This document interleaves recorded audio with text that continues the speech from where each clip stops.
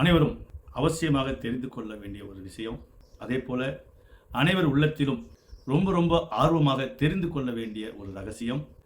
அனைவருக்கும் நாம் இறந்த பிறகு என்ன ஆவோம் என்று பேராவலுடன் எதிர்பார்த்து கொண்டு இருக்கும் ஒரு விஷயம். அப்படிப்பட்ட ஒரு ரகசியத்தை இயற்கை ஜோதிடம் ஆய்வின்படி ரொம்ப ரொம்ப சுலபமாக அனைவரும் தெரிந்து கொள்ளும்படியாக இந்த பதிவு ஒரு பொக்கிஷமாக இருக்கும்.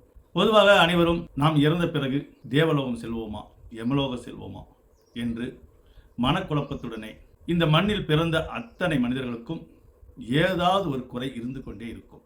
ஏழையாக இருந்தாலும் சரி, பரம்பரை பணக்காரனாக இருந்தாலும் சரி. ஏனென்றால் காலபுருஷ தத்துவப்படி 12 ராசி கட்டங்கள், 9 வகையான கிரகங்கள், 27 நட்சத்திரங்கள். அந்த 27 நட்சத்திரத்துக்கும் ஒவ்வொரு நட்சத்திரத்திற்கும் 4 பாதங்கள் அடங்கியுள்ளன. அதேபோல் ஒவ்வொரு ராசியிலும் 9 பாதங்கள் அடங்கியிருக்கும். அதாவது 2.25 நட்சத்திரம் அடங்கியிருக்கும். நட்சத்திர வரிசையில் பார்க்கும் பொழுது ஒவ்வொரு ராசிக்கும் 3 நட்சத்திரங்கள் அடங்கியிருக்கும். அதற்கு உதாரணமாக மேசராசி என்று எடுத்துக்கொண்டோம் என்றால் அஸ்வினி, பரணி, கார்த்திகை இந்த 3 நட்சத்திரங்கள் இருக்கும். அஸ்வினியில் 1ஆம் பாதத்தில் இருந்து 4ஆம் பாதம் வரை, அதேபோல் பரணி 1ஆம் பாதத்தில் இருந்து 4ஆம் பாதம் வரை, கிருத்திகை என்று சொல்லக்கூடிய கார்த்திகை நட்சத்திரம் 1ஆம் பாதம் இருக்கும். மேசராசியில் மீதமுள்ள கிருத்திகையின் 2ஆம் பாதம், 3ஆம் பாதம், 4ஆம் பாதமும், மீதமுள்ள ரோகிணி நட்சத்திரமும் மிருகசீரிஷ நட்சத்திரமும் அடங்கியிருக்கும். இப்படியே 9 பாதங்களாக மீனம் வரை 2.25 நட்சத்திரங்களாக 3 நட்சத்திரங்களின் பங்குகள் அமைந்திருக்கும். இந்த மண்ணில் பிறந்து வளர்ந்து யார் எந்த நட்சத்திரத்தில் இறந்து போகிறோமோ மீண்டும் அதே நட்சத்திர வாயிலாகத்தான் பிறக்கிறோம்.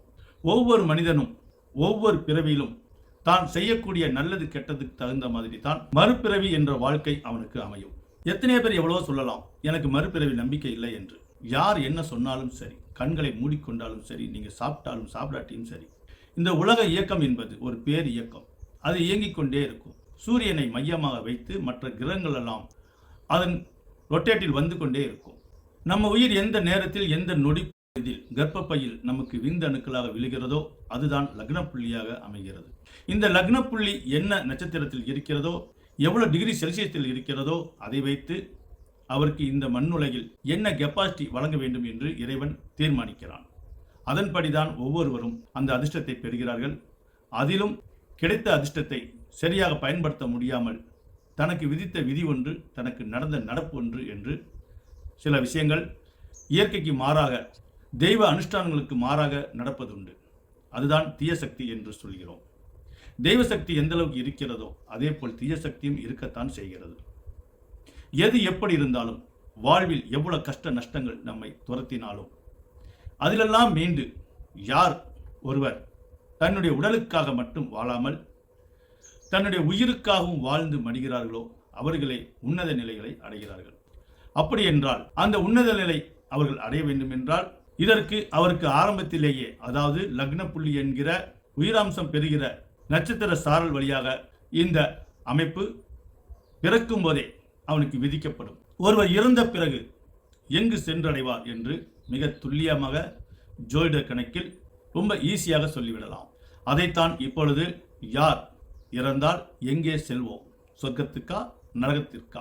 ஒருவர் சுய ஜாதகத்தில் அவரை பற்றி தெரிந்து கொள்ள வேண்டும் என்றால் அவருடைய லக்ன புள்ளி எந்த ராசி கட்டத்தில் அமைந்திருக்கிறதோ, அந்த லக்னத்தை எந்த கிரகம் பார்க்கிறதோ, அந்த லக்னம் எந்த நட்சத்திர சாரத்தில் அமைந்திருக்கிறதோ அதை வைத்து அவர்கள் எந்த அளவுக்கு நல்லவர்கள், எவ்வளவு அடித்தாலும் தாங்கிக் கொண்டு மற்றவர்களுக்கு எந்த தீங்கும் செய்யாமல் வாழ்வதுங்கிறது என்பது மிகப்பெரிய ஒரு கொடுமையான ஒரு விஷயம். அப்படியும் வாழ்ந்து கொண்டு இப்பவும் இருக்கிறார்கள். தன் கண் முன்னே என்ன கொடுமை நடந்தாலும் அதை சகித்து கொண்டு வாழ்பவனும் இருக்கிறார்கள். அதை போராடி கேட்கக்கூடியவர்களும் இருக்கிறார்கள். அதே தான் மற்றவர்களை கொடுமை செய்து அதில் சொகுசு வாழ்க்கை வாழ்பவர்களும் இருக்கிறார்கள். தனக்கு எவ்வளவு கஷ்டம் வந்தாலும் மற்றவர்களுக்கு எந்த கஷ்டத்தையும் கொடுக்காமல் தான் வந்த வழி என்ன என்று பார்த்து ரொம்ப நீதியாக நடந்து கொள்பவர்கள் இருக்கிறார்கள். அதெல்லாம் அவருடைய லக்னத்தை வைத்தே சொல்லிவிடலாம். சரி, இந்த டாபிக் என்னவென்றால் ஒவ்வொரு ராசி கட்டத்திற்கும் ஒவ்வொரு தகுதி உள்ளது. அதே போல் 2ஆம் இடம் என்பது ஒருவருடைய வாக்குஸ்தானம். அவர் பொய் பேசுவாரா, சமயத்துக்கு தகுந்த மாதிரி பொய் பேசுவாரா, நேரத்துக்கு தகுந்த மாதிரி பொய் பேசுவாரா, இல்லை உண்மையாகவே உரைத்து உண்மையாகவே வாழ்வாரா என்றெல்லாம் அந்த 2ஆம் இடத்தை வைத்து தெரிந்து கொள்ளலாம். அதே போல் அவருடைய வருமானம் எந்த அளவுக்கு இருக்கும், உலக லெவலில் இருக்குமா, அவர் வீட்டு அளவுக்கு மட்டும்தான் இருக்குமா என்றெல்லாம் அந்த 2ஆம் இடத்தை வைத்து தெரிந்து கொள்ளலாம். இப்படியே 12 இடத்துக்கும் ஒவ்வொரு ஸ்தானம் இருக்கிறது. இதற்கு ஏற்கனவே ஒவ்வொரு வீடியோ போட்டிருக்கோம். இப்போ இந்த பதிவு எதற்காக என்றால் 12ஆம் இடம் ஒருவருடைய மரணஸ்தானம், மறைப்பொருள் ஸ்தானம், விரயஸ்தானம், மறைமுக ரகசிய ஸ்தானம், அண்டர் கிரவுண்ட் ஸ்தானம்.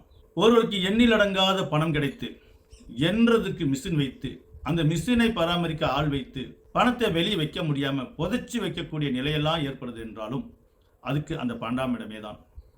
ஒருவருக்கு வாழ தகுதி இல்லாமல் பிச்சை எடுக்கும் நிலையில் பாதாள சாக்கடையில் வாழக்கூடிய நிலை ஏற்படுவதும் அந்த 12ஆம் இடத்தை வைத்தே. இந்த 12ஆம் இடத்தில் பார்க்கக்கூடிய கிரகங்களும் 12ஆம் இடத்தில் இருக்கக்கூடிய கிரகங்களை வைத்துத்தான் ஒருவருக்கு வாழ்வில் பிற்கூறிலாவது இவர்கள் நல்ல நிலைக்கு வருவார்களா, அல்லது காலம்புறம் உழைத்தே கடுமையாக தோல் ஒட்டுற அளவுக்கு உழைத்து வறுமை பிடியிலே சாவார்களா என்றெல்லாம் இந்த 12ஆம் இடத்தை வைத்தே சொல்ல முடியும்.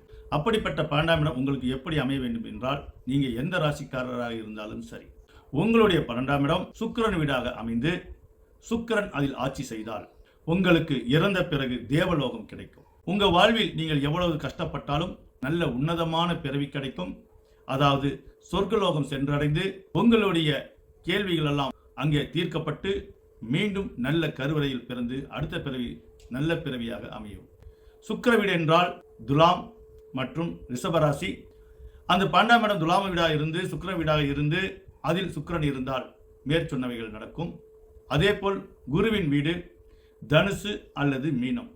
உங்களுடைய 12ஆம் ராசி தனுசாக இருந்து மீனமாக இருந்து அதில் குரு பகவான் ஆட்சி பெற்றால், அதே போல் உங்களுக்கு வாழ்க்கையில் எவ்வளவு நீங்கள் கஷ்டப்பட்டு இருந்தாலும், வாழ்வில் சிறு வயதில் எவ்வளவுதான் கஷ்டப்பட்டிருந்தாலும் வயதான காலத்தில் உட்கார்ந்து சாப்பிடக்கூடிய தகுதியை ஏற்படுத்துவார் இறைவன். அதே போல இறந்த பிறகு உங்களுக்கு சொர்க்கத்துக்கு அனுப்பப்பட்டு உங்களுடைய செயல்திறனுக்கு தகுந்தாற்போல் மீண்டும் நல்ல கருவறையில் அனுப்பி மறுபிறவி நல்ல பிறவியாக அமைத்து கொடுப்பார் இறைவன். அதுவே 12ஆம் இடம் சிம்ம ராசியாக அமைந்து சிம்மத்தில் சூரியன் இருந்தால் உங்களுக்கு மறுபிறவியில் ஆட்சி செய்யும் அதிகாரத்தை இறைவன் வழங்குவான்.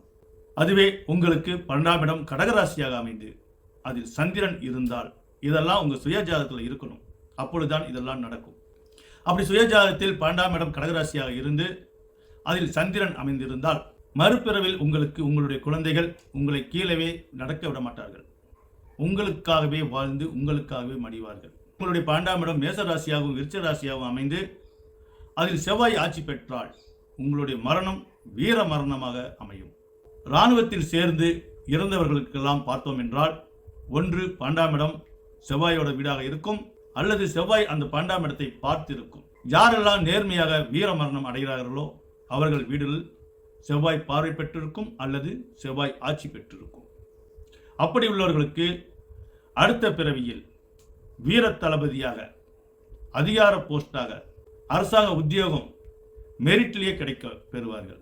அதுவே போராத காலமாக உங்களுடைய 12ஆம் இடம் கும்பராசியாகவோ மகர ராசியாகவோ அமைந்து அதில் சனி பகவான் இருந்தால் உங்களுக்கு யமலோக செல்லும் யோகம் ஏற்படும் என சொல்லி மீண்டும் அனைவருக்கும் என் நெஞ்சார்ந்த வணக்கத்தை தெரிவித்துக் கொள்கிறேன்.